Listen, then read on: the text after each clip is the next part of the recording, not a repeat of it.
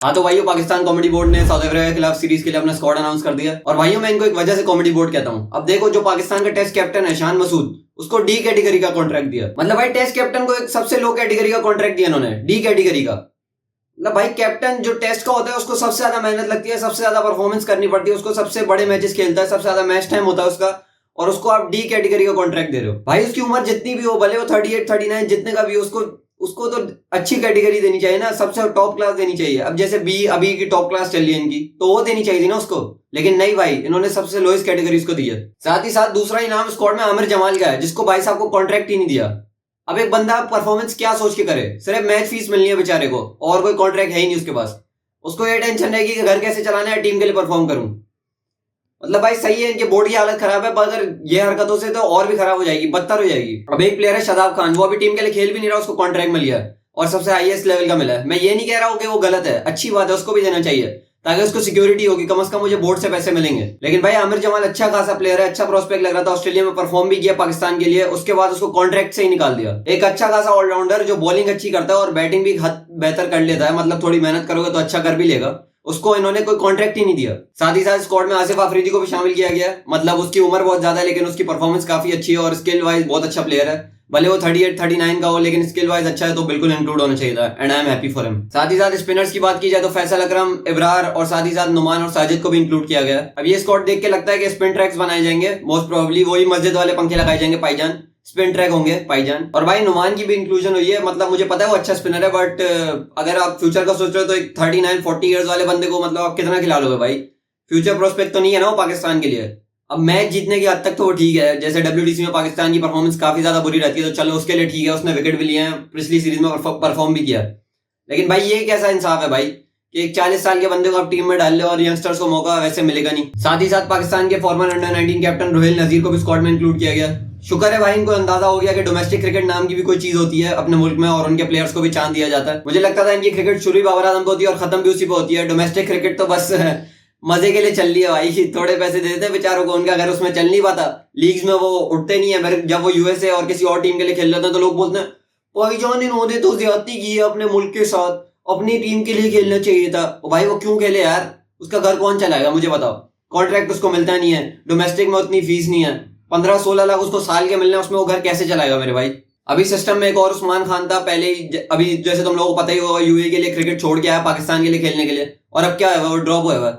Ghani class tournament खेल रहा था अभी वो, ना उसके पास सेंट्रल कॉन्ट्रैक्ट है, कुछ भी नहीं है। यूएई के लिए होता तो उसको डिफरेंट लीग में मौका मिलता, हो सकता है वो आईपीएल भी खेल जाता, बट उसने अपने खुद ही पैर पे कुल्हाड़ी मार ली और उसने सब कुछ खत्म कर दिया अपने लिए। भाई सच बात है भाई, ये बोर्ड है ही नहीं ट्रस्ट करने के लिए ब्रो। ये एक प्लेयर को खत्म कर देता है, मेंटली फिजिकली हर तौर पे खत्म कर देता है। तुम खुद सोचो, तुम्हारे ऊपर मेंटली कोई सिक्योरिटी नहीं है ब्रो। एक महीने तुम टीम में हो, दूसरे महीने तुम्हारे पास कुछ भी नहीं है, ना सेंट्रल कॉन्ट्रैक्ट, कुछ भी नहीं है तुम्हारे पास। साहिम अयूब को एक्स्ट्रा इंटेंट दिखाने की वजह से टीम में से ड्रॉप कर दिया गया पाईजान।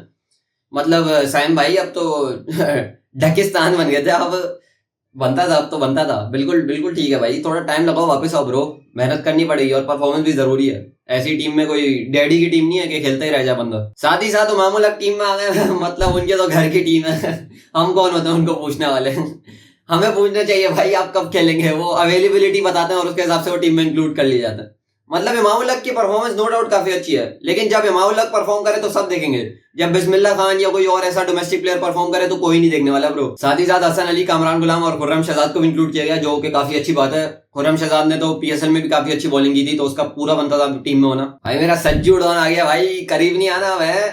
सज्जू डॉन है बैटिंग आउट क्लास, पापड़ आजम के भी छक्के छुड़ा देता है बैटिंग में, इंटेंट दिखाता है बैटिंग के अंदर, bowling outclass. Sajju don की बात नहीं करनी भाई, ये करेगा सिर्फ ये। तुम लोगों का सीन वहीं पे खत्म है ब्रो। साथ ही साथ सलमान अली आगा को भी इंक्लूड किया गया स्क्वाड में। मतलब पाईजान ये है सही फॉर्मेट उनका, तुम लोगों ने उनको गलत फॉर्मेट में डाल दिया था पीसीबी वालों। 19 पे 21 और T20 में खेल रहे थे, तो मतलब तुम्हें पता ही है भाई, टेस्ट प्लेयर ही रहता है, दिमाग में उनके टेस्ट क्रिकेट चल रही थी जब वो T20 में बैटिंग कर रहे थे। तुम लोग उनका पोटेंशियल वेस्ट कर रहे हो भाई। टेस्ट क्रिकेटर है, T20 का क्रिकेटर क्यों बना रहे हो? उन्हें T20 में तुम्हें परफॉर्म करके बताया है कि मैं एक टेस्ट प्लेयर हूं, टेस्ट प्लेयर हूं मैं, सही है ना? मुझे गलत फॉर्मेट में डाला हुआ तुम लोगों ने। क्या मतलब मैं बाबर आजम से स्लो खेलता हूं? कैप्टन हूं भाई, मुझे अलाउड है। ऐसे क्या कह रहे हो, ऐसे क्या देख रहे हो हैं? साथ ही साथ मेरे छोटे डॉन सऊद शकील को भी इंक्लूड किया गया भाई स्क्वाड में।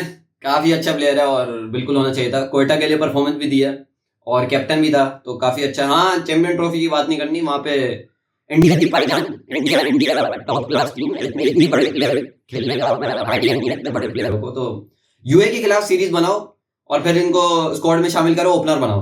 भाईजान परफॉर्मेंस इनकमिंग, 100 इनकमिंग, टेंशन नहीं लेनी आपने। मेरा शीनू ईगल भी स्क्वाड में आ गया भाइयों, दूर दूर हो जाओ, शीनू ईगल आ गया है अपनी 140 किलोमीटर पर आवर पे बॉलिंग करने के लिए। एंड भाईजान तुम लोगों ने परेशान नहीं होना अगर ये 140 पे 132 131 हो जाए, क्योंकि टेस्ट क्रिकेट है भाईजान, समझा करें, मेहनत ज्यादा करनी पड़ती है भाईजान।